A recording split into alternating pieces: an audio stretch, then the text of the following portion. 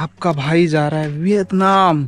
सो Vietnam जाने के लिए जो जो डॉक्यूमेंट चाहिए, क्या क्या करना पड़ता है, वो पूरा A to Z में वीडियो बनाना चाह रहा था आप लोगों के लिए। आप पहली बार ट्रैवल कर रहे हो, आप न्यू भी हो, या आपका पहला इंटरनेशनल ट्रिप होने वाला है, तो इसके लिए आपको क्या क्या डॉक्यूमेंट चाहिए, कैसे प्रिपरेशन करना चाहिए। वीडियो थोड़ा लंबा हो जाएगा, बट पूरा ये वाली वीडियो वॉच करना। मैं जनरल इन्फॉर्मेशन वीडियो नहीं बनाता, बट मेरे कुछ दोस्तों, मेरे फ्रेंड पूछ रहे थे जैसे वीज़ा कैसे अप्लाई करना है, क्या क्या डॉक्यूमेंट चाहिए फर्स्ट इंटरनेशनल ट्रिप करने के लिए। तो ये सब आज इस वीडियो में बात करेंगे। सो पहला जो डॉक्यूमेंट आपको चाहिए, पासपोर्ट।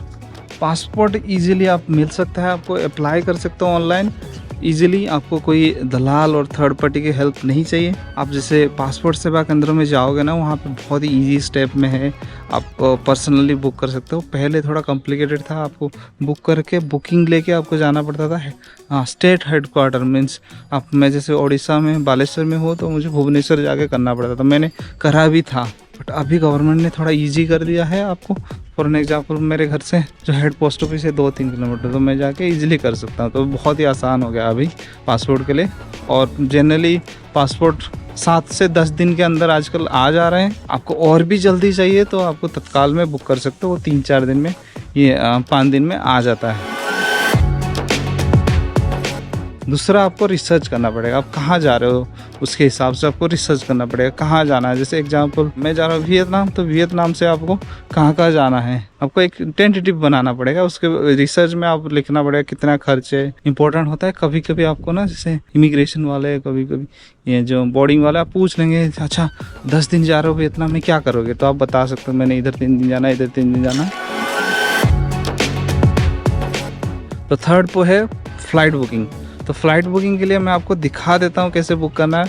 चलिए मेरे कंप्यूटर स्क्रीन में जाके देखते हैं।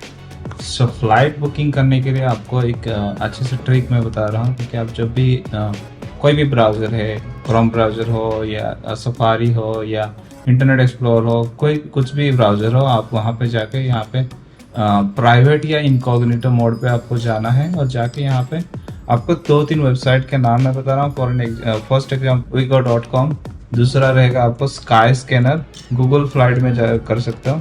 कोलकाता से हमें जाना है, आप राउंड ट्रिप भी कर सकते हो, 1 वे ट्रिप कर सकते हो, depend on you. So round trip करते हैं यहाँ पे कलकत्ता में हो ची मिन सिटी, और मुझे जाना है हो ची मिन सिटी से वापस भी आना है। तो मुझे ऐसा कुछ है नहीं जैसे आज जाना है या कहीं दूसरे जगह से आना है। मुझे दूसरी जगह से नहीं आना है, मैं जाऊँगा यहाँ से कोलकाता से हो ची मिन सिटी एंड वापस भी आऊँगा वही हो ची मिन सिटी से। तो हम करेंगे डेट, तो यहाँ पे आप सर्च कर दोगे तो ये जो आपको बताएगा कितने सारे वेबसाइट्स है, जो जितने सारे वेबसाइट्स है, जितने सारे फ्लाइट्स है, सबसे वो कंपेयर करके मुझे निकाल के यहाँ पे दे दिया। तो मुझे अभी आ रहा है, थोड़ी देर आप वेट करना, पूरा ये वाली जो प्रोसेस है पूरा कंप्लीट हो जाएगा।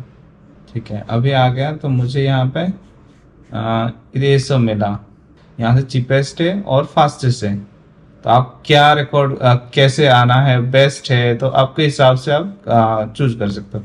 तो अभी हमने यही सेम डेट चेक किया, हमने चेक किया 16 नवंबर से 15 दिसंबर। ठीक है, तो अभी हम यहाँ पर आ रहे हैं। तो यहाँ पे देखिए प्राइस है, एक चीपेस्ट प्राइस है। तो ये दोनों आप देख रहे हो, तो आप ये दोनों, ये है 22,200 में, और ये आपको पड़ रहा है सेम 21,500 में पड़ रहा है। तो ये अभी वो यहाँ पर भी हम एक बार चेक करते हैं। तो ये देखिए same select flight 23,000 round trip, यहाँ पे 23,000 का राउंड ट्रिप है, 28 का राउंड ट्रिप है, ये 30 का राउंड ट्रिप है। तो ये आपने देखा, तो आपने यहाँ से आपको क्या मिला, ये वाली स्काई स्कैनर में चीपेस्ट पड़ रहा है। तो मैं जनरली अपने प्रिफर करता हूँ स्काई स्कैनर। और ये आप देखिए स्काई स्कैनर में अभी मारा, और यहाँ पे आपको दिखा देता है कौन सी वेबसाइट में सस्ता पड़ रहा है। तो जैसे यहाँ पे गो IPPO है, यहाँ पे मेक माई ट्रिप पे, ये दोनों में ऑलमोस्ट प्राइस सेम है। अभी ट्रिप में थोड़ा ज़्यादा है इसमें, तो ये वेरी होता रहता है, कभी कभी इसमें ज़्यादा, कभी कभी इसमें ज़्यादा। तो आप यहाँ पे एक आपको बता दूँ, तो जब भी आप टिकट बुक करें, आपको पास एक GoIPPO का अकाउंट क्रिएट कर देना है। मेरे पास जैसे GoIPPO का अकाउंट है। तो एक और आप देखो, यहाँ पे आप खुद ही सर्च करोगे ना, जैसे आपको राउंड ट्रिप करना है कोलकाता टू हो ची मिन सिटी, आपको डेट बता देते हैं हम करते हैं 16, रिटर्न करते हैं दिसंबर 15 और टर्न एक सर्च मारे। देखिए आपको वही सेम 22,300 में पड़ रहा है, यहाँ पर आपको 21,500 में पड़ रहा है, देख रहे हो। तो आप डायरेक्टली ये आप जाके इसमें भी सर्च करेंगे तो इसमें एक्सपेंसिव आपको लगेगा। अभी मैंने लॉगिन कर दिया GoIBO में, तो ये वाली ऐसे लिंक करके आप जाना, अभी जाना, सेम फ्लाइट आपको देखेगा, आपको कितने करीब करीब आपको ये 800-900 रुपया चीपर आपको पड़ेगा। आपको पड़ रहा है 22,200 में, देख रहे हो आप, 22,000 में 200 पड़ रहा है। तो आप यहाँ से जाके पेमेंट और नाम वगैरह सही दे के अभी आप यहाँ से बुक कर सकते हो। तो ये आपको कम से कम आपको कितने टोटल से करीब करीब 1,000 रुपया आपको सस्ता पड़ा। जो फोर्थ पॉइंट है होटल बुकिंग। तो होटल बुकिंग के लिए आप मैं पर्सनली booking.com प्रेफर करता हूँ।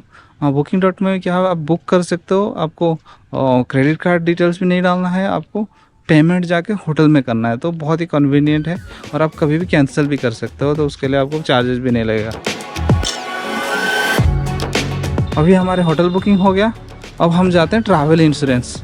ट्रैवल इंश्योरेंस में बहुत सारी आपको पॉलिसी बाज़ार में जाना है, जैसे ये आपको देख सकते हो मेरे स्क्रीन में। पॉलिसी बाज़ार में आप जाके आपके हिसाब से बेस्ट पॉलिसी ले सकते हो। छठा जो बहुत ही इम्पोर्टेंट चीज़ है, वीज़ा। आजकल वियतनाम वीज़ा बहुत ही ईजी हो गया है। पहले 1 महीने का ई वीज़ा देते थे, अभी उन्होंने उसको बढ़ाकर 3 महीने तक आप वीज़ा ले सकते हो, ई वीज़ा। उसके लिए आपको एम्बेसी नहीं जाना पड़ेगा, कुछ नहीं करना पड़ेगा, आप खुद ही अप्लाई कर सकते हो, बहुत ही ईजी है। तो आप फर्स्ट टाइमर हो, वो पहली बार कोई इंटरनेशनल डेस्टिनेशन सोच रहे हो, तो आप वियतनाम कंसिडर कर सकते हो, क्योंकि उनकी जो कैंसिलेशन रेट है इंडियन के लिए ना के बराबर है। ये है वियतनाम गवर्नमेंट का वेबसाइट से। तो आप जैसे गूगल पे सर्च करोगे, बहुत सारी थर्ड पार्टी वेबसाइट्स दिखेंगे, जिसमें आपको यहाँ की जो जैसे यहाँ का चार्ज है $25, उसके एक्स्ट्रा उनका सर्विस चार्ज रहते हैं 25-30, उसके डिपेंड करता है वो सर्विस रहता है। तो आपको वो पे नहीं जाना है, आपको डायरेक्टली ये यहाँ पर ये वाली वेबसाइट्स पे आना है। ये वाली वेबसाइट्स को मैं आपका लिंक भी दे दूंगा, तो आपको ज़्यादा परेशानी नहीं होगा जाके गूगल पे ढूंढने के लिए। तो ये यहाँ पर आप देख सकते हो, for foreigner, for Vietnamese agencies and organization और फॉर इंटरनेशनल एयरलाइंस। तो हमको जाना है वियतनाम, फॉर फॉरेनर्स पे जाना है, उसके ऊपर आप क्लिक करोगे। तो जो आपका फुल नेम होता है ना, ये है आपका फुल नेम होता है। जैसे यहाँ पे उनका लिखा हुआ है स्पेसिमैन मार्टिन, जैसे एग्जाम्पल है, तो यहाँ पर लिखा होता है। तो उसके बाद आप नेक्स्ट करना है। तो यहाँ पर आपको आएगा पोर्ट्रेट फोटोग्राफ। आपको पोर्ट्रेट इस टाइप का थोड़ा बड़ा होता है, वाइट बैकग्राउंड के साथ पोर्ट्रेट फोटोग्राफ। और आपको पासपोर्ट का जो फर्स्ट पेज है ना, उसको आपको स्कैन करना है, या आपको अच्छे से फोटो खींच के यहाँ पे डालना है। तो हम डालते हैं, जैसे मैं सैंपल के लिए मैं डाल रहा हूँ ये वाली मेरा फोटो, अभी सैंपल के लिए मैंने डाला है।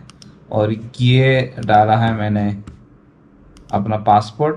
ये आपका पासपोर्ट मुझे मिल गया, डिटेल्स पासपोर्ट का, यहाँ पे पासपोर्ट अपलोड हो गया। उसके बाद यहाँ पे हमको सरनेम डालना है। तो जैसे मैं सरनेम डाल रहा हूँ, और उसके बाद यहाँ पे नेम डाला मैंने। उसके बाद डेट ऑफ बर्थ डालना है अपने को, जैसे आपका डेट ऑफ बर्थ जो भी हो उसके हिसाब से 18 ईयर होना चाहिए। तो अपने को जैसे ऐसे काम करेंगे, 94 डाल दिया मैंने, 4 अक्टूबर 94 मैंने डेट डाल दिया। यहाँ पे डेट डाल देना है, आपका मेल हो या फीमेल हो आप।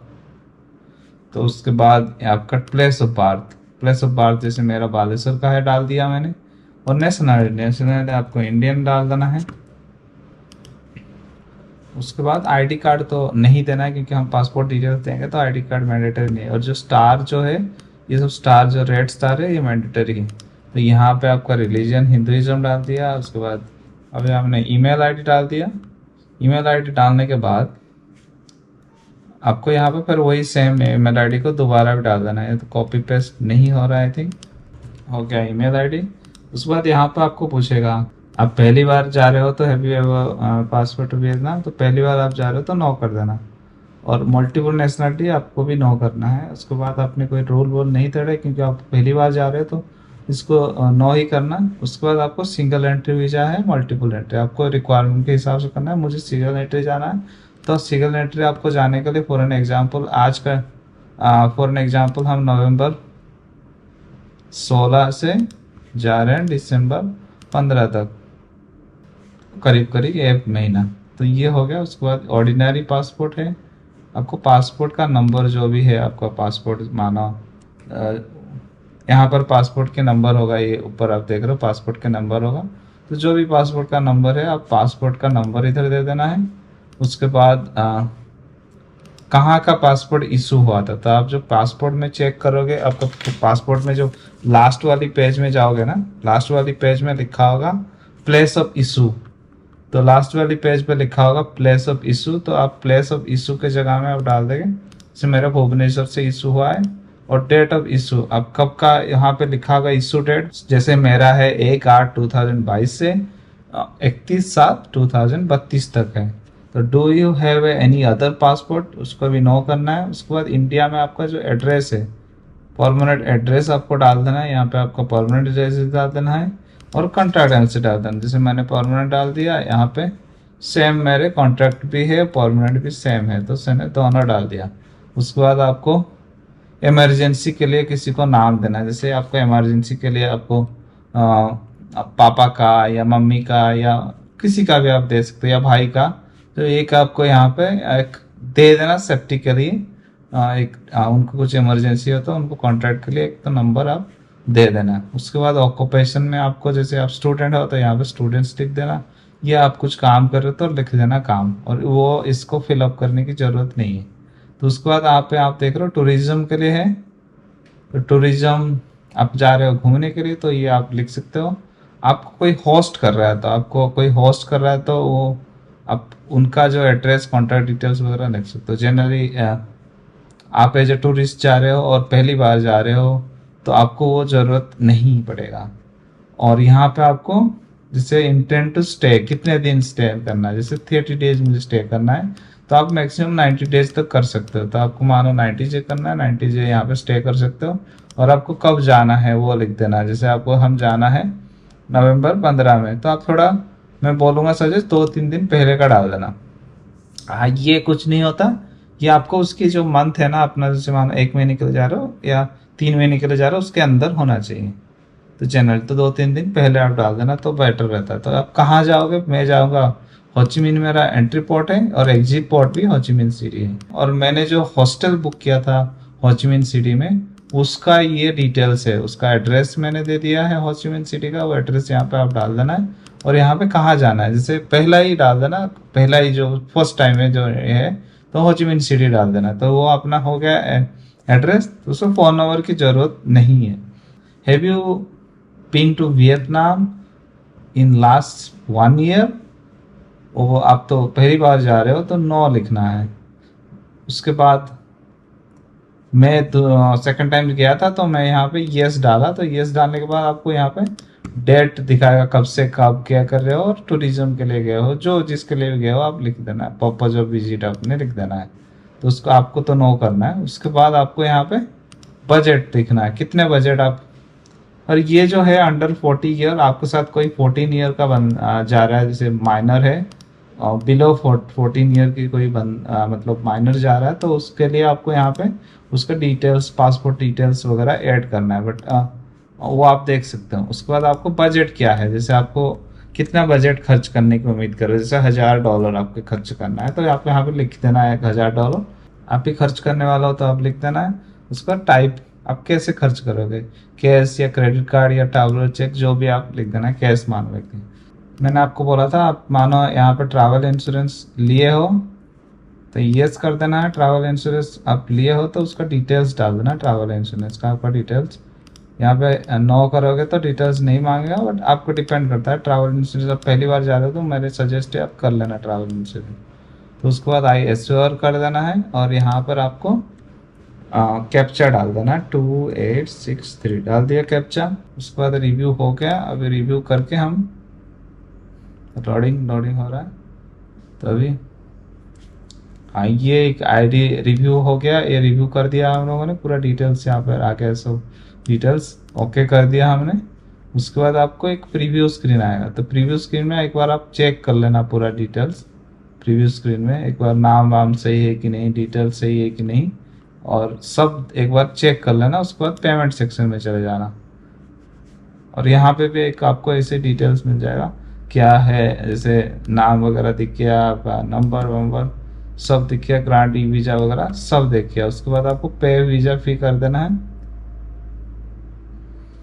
तो यहाँ पे एटीएम कार्ड, एटीएम कार्ड तो आप बाहर ही रह रहे हो ना, तो आप जब अंदर जाके उसका कार्ड तो अपने पास है नहीं है, तो अपने को ये वीज़ा मास्टर कार्ड में जो भी कार्ड आपके पास है, तो वो कार्ड में आप जाके यहाँ पे वीज़ा मानो, मैंने मारा, वीज़ा में आपने एंट्री कर दिया, डिटेल्स भर के आप पे कर दोगे ना, तो उसके बाद आपका करीब 2100-2200 रुपया कटेगा इंडियन रुपीज़ में। आपको ये ऐसे पेमेंट सक्सेस हो गया। यहाँ पे आपको रहेगा क्लिक हियर टू क्वेरी और वेरीफाई, और आपका जो वीज़ा का चेक करने के लिए यहाँ पे क्लिक हियर फॉर क्वेरी आपको वो वाले आए, क्लिक करोगे तो आपको वीज़ा का जो स्टाटस है ना, वीज़ा का जो स्टाटस है, क्या प्रोग्रेस है देखेंगे। तो ये भी हम ट्राई करते हैं। तो यहाँ पे क्लिक हियर करें हमने, क्लिक हियर करने के बाद मैंने सब डिटेल्स डाल दिया, उसके बाद डेट ऑफ बर्थ डाल दिया मैंने, उसके बाद मैंने डाल दिया कैप्चा, और सर्च मारोगे तो आपको यहाँ पर दिख जाएगा ये इन प्रोग्रेस है। हमने वीज़ा अप्लाई कर लिया है, अभी हम वेट करते हैं वीज़ा अप्रूव आने के लिए। टन टना, वीज़ा अप्रूवल लेटर आ चुका है मेरे पास। 7 number currency exchange. Currency exchange के लिए हमें चाहिए passport, flight booking, pan card and visa.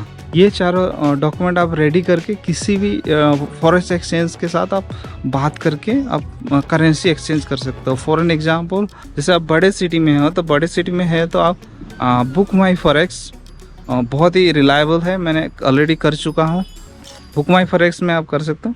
आप वो उसका एक्सेस नहीं है, आप छोटे सिटी में रह रहे हो, तो आप किसी भी बैंक से या वहाँ पे बहुत सारे एक्सचेंज हैं, आप वहाँ से बात करके रेट कंपेयर करके आप एक्सचेंज कर सकते हो। और एक टिप है, आप कभी भी एयरपोर्ट में एक्सचेंज ना करें। एयरपोर्ट में क्या एक्सचेंज करोगे ना, बहुत रेट बहुत ही ख़राब देते हैं। तो आप बहुत ही ज़्यादा अर्जेंट है तो आप एयरपोर्ट में कर सकते हो। बहुत ही छोटे रकम करना, ज़्यादा मत करना। मैं जा रहा हूँ वियतनाम, तो वियतनाम में आपको रुपीज़ से डोंग, वियतनामीज डोंग आप एक्सचेंज कर सकते हो। मुझे कुछ जगह पता है वहाँ पर, तो मैं आप लोगों के लिए कुछ इंडियन रुपीज़ लेके जाऊँगा और वहाँ पे एक्सचेंज करेंगे हम। तो आगे जुड़े रहिए मेरे चैनल के साथ।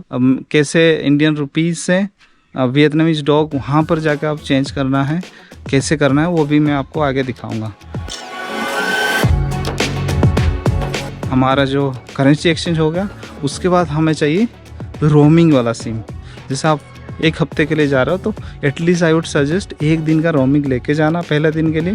पहले दिन अब थोड़ा सेटल होने में टाइम लगेगा, जैसे कहाँ सिम ढूंढना है, आपको होटल ढूंढ के जाना पड़ेगा। वियतनाम में बहुत सारे कैफ़े हैं, वहाँ पे जाके आप इंटरनेट या वाईफाई ले सकते हो, बट आप जनरली इंडिया से जाओगे तो रात में या अर्ली मॉर्निंग में खुलता है, तो तब थोड़ा आपको प्रॉब्लम हो सकता है। सेफ्टी के लिए आप रोमिंग सिम ले लेना और आपके हिसाब से प्लान एक्टिवेट कर लेना कितने दिन के लिए चाहिए। बेसिकली इतने ही डॉक्यूमेंट आपको चाहिए, और ये सब डॉक्यूमेंट को एक आप प्रिंट आउट निकाल लेना, क्योंकि प्रिंट आउट जैसे एयरपोर्ट में आपको जो बोर्डिंग करते हो, वो बोर्डिंग पास देती है, वो ये सब चेक करते हैं। इवन समटाइम इमिग्रेशन वाले भी आपको पूछ देते हैं होटल बुकिंग दिखाओ और कहाँ कहाँ जाना है बताओ, रिटर्न फ्लाइट टिकट दिखाओ। सो इसके लिए सबका 2-3 सेट एक फ़ोटोकॉपी कर लेना। और आपको सेफ्टी के लिए जो वीज़ा के लिए जो फ़ोटोग्राफ होता है, अब एक 8-10 एक प्रिंट करके रखना सब साथ में। कभी कोई मांग सकता है, तो कभी कुछ ऊपर नीचे हो तो आप देख सकते हो, तो वो आप लेके जाना है।